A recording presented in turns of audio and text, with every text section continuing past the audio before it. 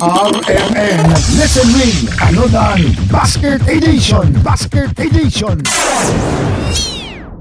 Okay mga kasama, nata sa mapa Barangay 11 Dasby, padayon gyapon ta back up nato si kasamang Dudong Erin Lumusbog aning tunol aning panudan kung basket edition. Ang ato ang putahi mga kasama karong hapon sinabawan nga pampano nga isda.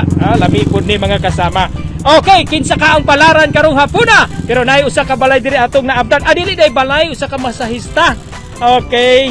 Kinsa may pangalan nato, sir? Ako si Alex Bindong, sir. Pila may edad nato?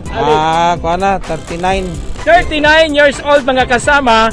Dugay na pud ni nagapaminaw og Destiny sa Armin Davao. Unsa mga drama imong mga paborito, sir? Handumanan, Suliran, Asoy ni Gulyat, tanan yun, mga programa, sign on, sign off mi sa DXDC.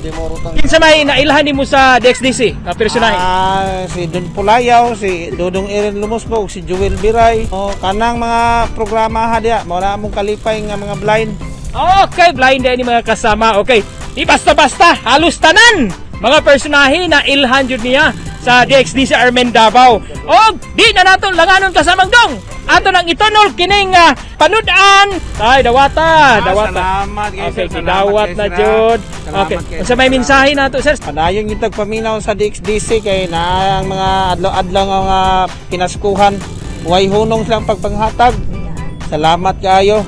Si Alex Bindong ang laing nasab nga natunulan aning pahalipay nga panudan basket edition. Kauban gyapon nato si Radyo Mandudong Erin Lumusbog. Ako ni si Radyo Mandon Pulayaw, tatak RMN. RMN Listen Win Anodan Basket Edition